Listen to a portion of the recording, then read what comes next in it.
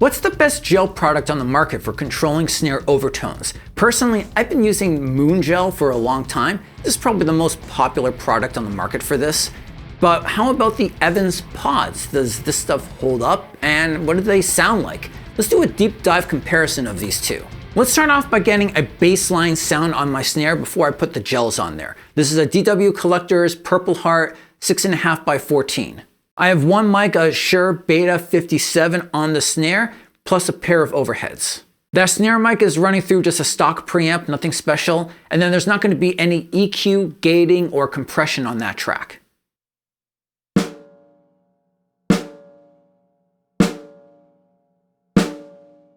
So far you can hear there's a good amount of ring, a good amount of overtones coming from that snare. If I were to just rest my thumb on the snare drum head, you'll hear that those overtones get reduced.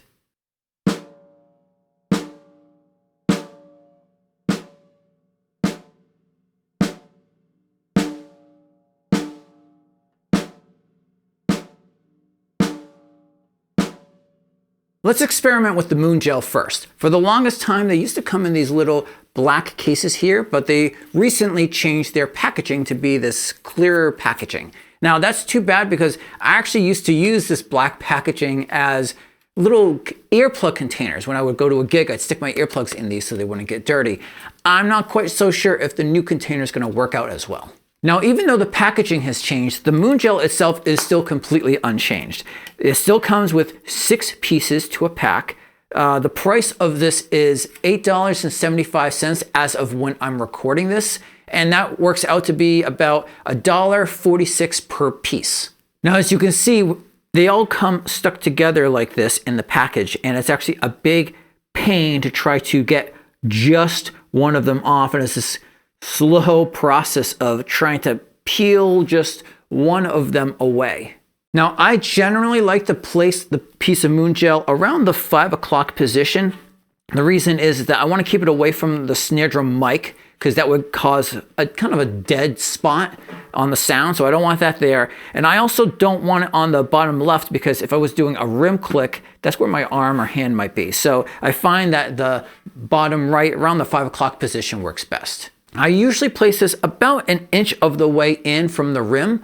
Usually I use my thumb just as a rough gauge, but for this experiment, I marked the head so that I could repeatedly put it at the same spot. Now that earlier downside is a bit of a positive here because even though it was very sticky and hard to separate them, once on the drum, it's going to stick very well. These are very sticky products and they'll stay on the drum head for a long time.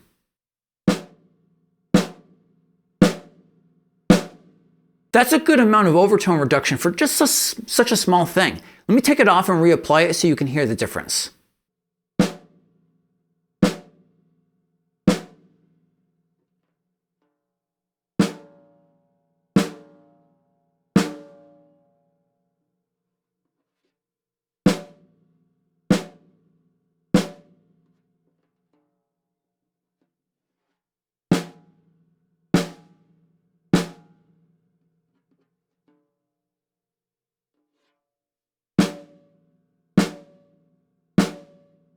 So you can hear that it really starts to cut down on the overtones and dampen the head as you move closer to the center.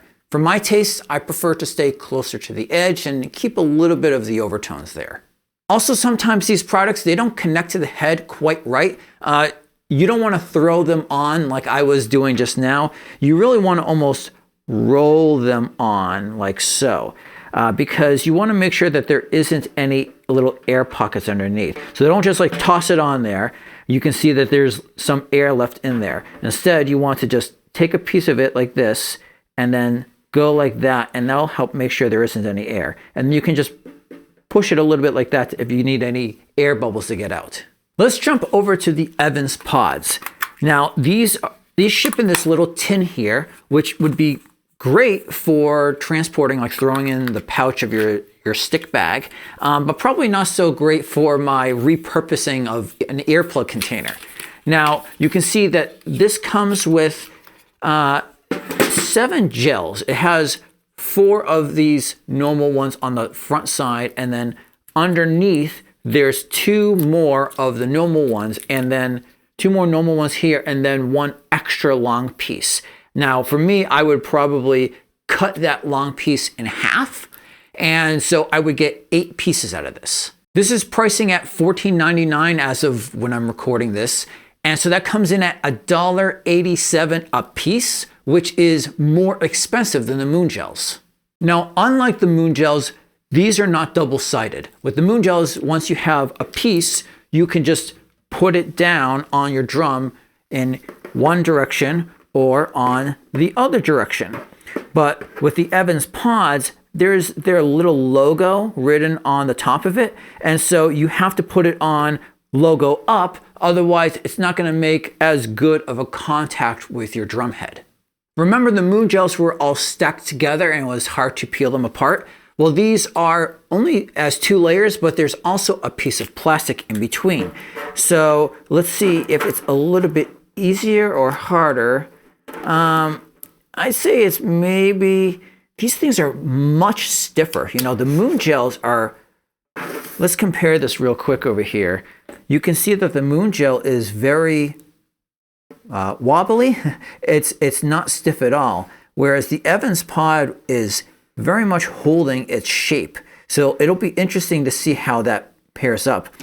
Also, let's just take a quick look at the size here. So it looks like the Evans pod is maybe slightly larger than the Moongel. So it being a little bit larger could mean it will mean there's more surface area in contact, and that could result in more overtones being reduced. It'll also be interesting to see if it being much harder, if that's going to have an impact on the overtones.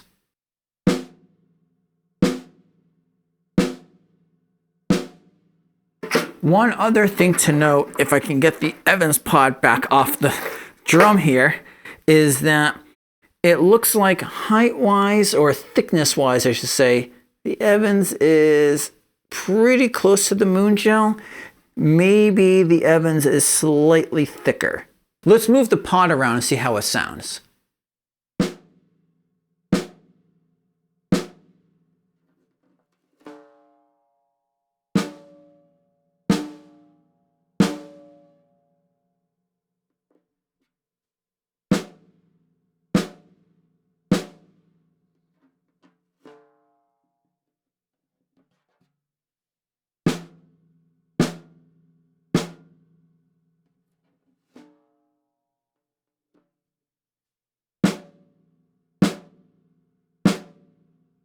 Now, I will say that because the pod is so much stiffer, it does seem a lot easier to apply onto the drum, whereas the Moongel, I had to be careful to make sure I didn't get any air bubbles with it. The pod doesn't seem to have that problem. Now, the first couple of times I tried to remove the pod from the snare drum, it was very difficult. But now that I've been pulling it off a few more times, just as part of this demonstration, it's already losing that stickiness. Now, I'd expect it to lose the stickiness over so many pulls, of course, but you know, this is not that many. And if I was experimenting with a good placement of the pod, then I probably would have to go to the second pod by the time I found a good spot. The Moongel is still seeming to stick pretty good. Again, like, you can't just throw it on, so it takes a little bit of effort to get it in the spot. But then once it's on there, it seems, at least so far, to be holding its place. Okay, let's do an A-B audio comparison between the two.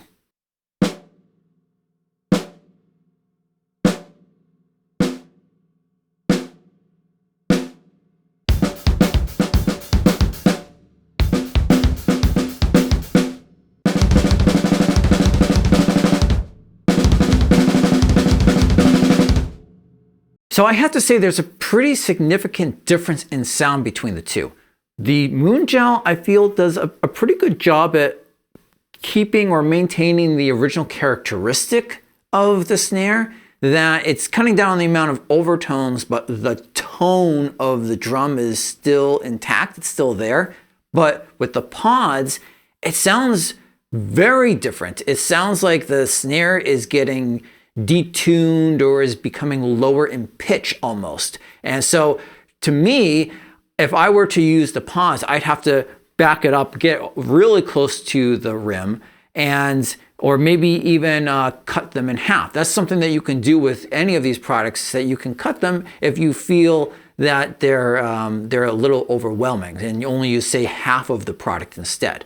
Another option, if you want to use a light touch from one of these gel products, is to try out the Drumdots brand instead. And you can hear some audio comparisons of that against the Moongels right over here. Until next time, peace.